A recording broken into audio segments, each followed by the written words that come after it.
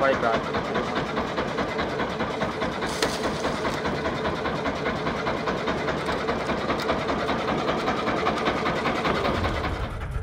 Lumpur di sini kan, tak ada karangnya itu.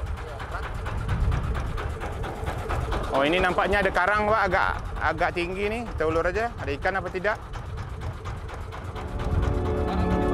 Ya? Karang itu? Iya, di dasar.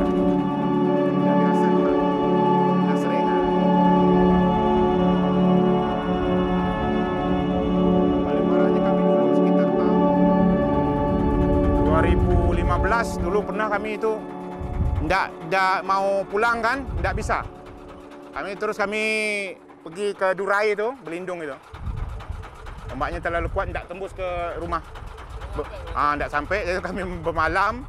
Terus ginilah ada kan kami bawa Indomie gitu.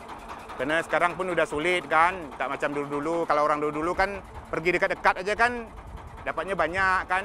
Ya, kalau sekarang perginya jauh, ikan pun udah susah. Ini kita udah sampai di tempatnya, salah satu tempat yang saya alarm udah berbunyi. Tapi nampak dia karang aja yang ada tuh, ikan tak ada. Itu kan tinggi kan. Seperti itulah kami mancing, terus nanti ambil pancingnya, ulur, sama umpan, kadang rawai.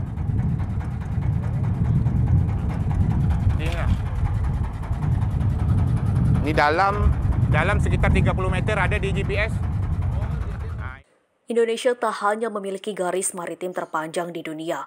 Laut Indonesia adalah lumbung pangan global, sumber utama industri kelautan dan perikanan. Luas wilayahnya membentang dari Selat Malaka ke Samudra Pasifik, dari Samudra Hindia hingga Laut Cina Selatan. Mulai dari potensi migas, terumbu karang, hingga beragam jenis ikan yang memiliki kualitas terbaik. Tak hanya itu, orang-orang di pesisir Indonesia juga terkenal dengan para pelautnya yang ulung dan tangguh. Lintas samudra dijelajahi sejak ratusan tahun lalu. Kadang-kadang dapat 1 hari, pulang pergi pagi, balik sore. Untuk kalau cuaca gini, kalau cuaca agak bagus, mungkin agak 2 hari, 3 hari, baru kita pulang kan. Kalau cuaca macam gini, kita nggak bisa jauh. Jadi dekat-dekat aja, sekitar 20 mil. Sekitar itulah, kalau ada kadang aja kalau cuaca gini pencarian tongkol. Karena kita mancing kan cuaca nggak bagus, angin lebih kuat niup. Jadi kita pancing itu nggak bisa.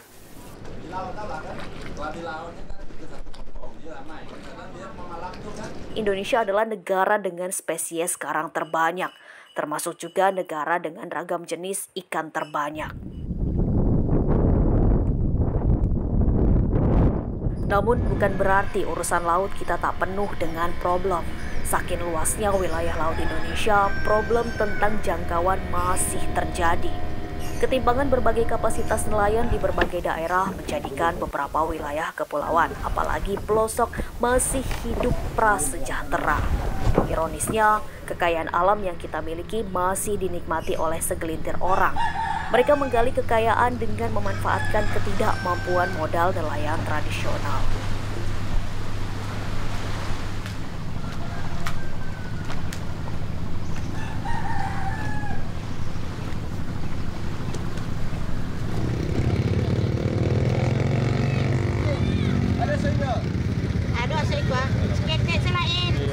Mereka secara ekonomi bekerja sebagai nelayan atau petani yang penghasilannya tentu tidak mencukupi, sehingga untuk sekolah saja mereka tidak sanggup membiayai.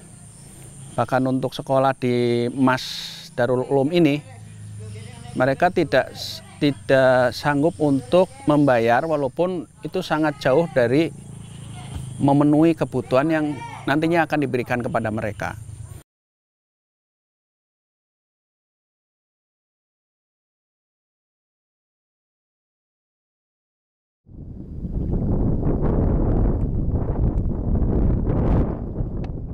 Jika kondisi pangan mereka saja sulit untuk dipenuhi, bagaimana dengan urusan pendidikan, kesehatan, bahkan agama mereka? Ironisnya akan sangat mudah untuk didikte hingga melupakan akidah. Ditambah hantaman pandemi 2 tahun terakhir semakin memperburuk keadaan. Sepinya pembeli dan harga jual yang semakin jauh dari angka yang menguntungkan membuat kondisi nelayan makin terpuruk.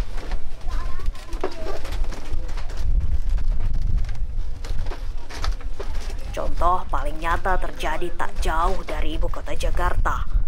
Banyak praktek jual beli hanya menguntungkan sepihak, membuat para nelayan kecil tak bisa berkembang.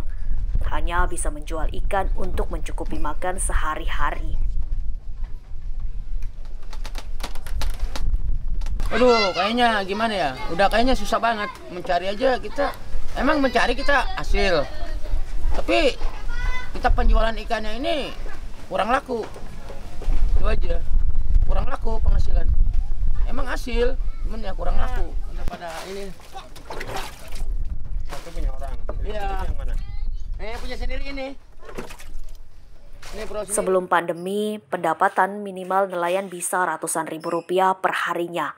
Kini, walau berbagai kelonggaran telah dilakukan pemerintah, kondisi ekonomi mayoritas nelayan tradisional masih ambruk. Mereka hanya bisa membawa 20 sampai 50 ribu rupiah sehari. Dihitung persentase secara nasional, nelayan menyumbang 25% angka kemiskinan secara nasional. Dari total 2,7 juta nelayan tangkap tradisional di seluruh Indonesia, bahkan jauh sebelum adanya pandemi, para nelayan juga sudah merasakan berbagai kesulitan mengolah hasil tangkapan mereka. Modal tak ada, minim fasilitas penunjang pengolahan ikan hasil tangkapan, kondisi yang membuat wilayah-wilayah penghasil ikan terbaik tidak bisa berbuat banyak. Ikan mereka hanya dikonsumsi lokal, bahkan terjual dengan harga yang sangat murah. Baliknya senang, cuman itulah anginnya kuat kan, selainnya kita pakai dayung. Capeknya di dayung itu Pak, kalau angin teduh kan enak. Udah dapat kan 1 ekor. Coba umpan banyak. Ya. Ikan mereka hanya dikonsumsi lokal, bahkan terjual dengan harga yang sangat murah. Jam 8 tadi. Tak mungkin ada modal dan jalan untuk ekspor keluar daerah, apalagi ekspor ke luar negeri. Masalah dari wilayah pesisir terus bertumpuk hingga hari ini. Nelayan Indonesia makin terabaikan dan tertinggal.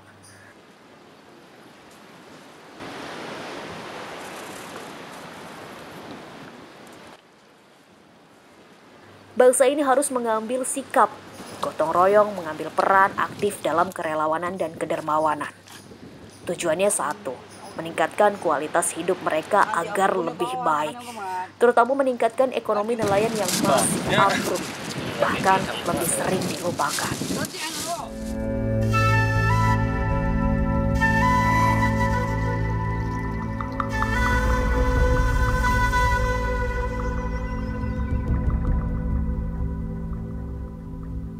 Aksi cepat tanggap lewat Global Wakaf mengenalkan program wakaf pangan laut produktif. Tujuannya untuk meningkatkan kualitas dan kuantitas nelayan tradisional, membangkitkan kembali kedaulatan pangan di sektor kelautan.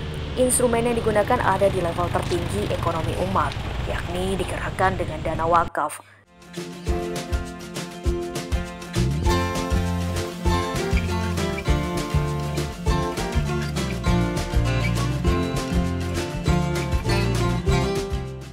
Wakaf pangan laut produktif adalah solusi bagi nelayan yang masih tertinggal dan kekurangan modal. Global Wakaf ACT berkomitmen membangun berbagai alternatif, mengembangkan potensi hasil laut nelayan dengan alat tangkap yang lebih modern. Alternatif lain juga dengan tambak jaring yang bisa menjadi penghasilan tetap bagi para nelayan jika di musim tertentu terkendala cuaca buruk hingga tak dapat melaut. Program ini digerakkan oleh wakaf tuna yang diimplementasikan dalam bentuk peralatan produktif. Global Wakaf ACT menargetkan ratusan titik implementasi di berbagai pesisir, memberdayakan ribuan nelayan, didampingi oleh relawan profesional yang memiliki pengetahuan di sektor pengelolaan hasil laut.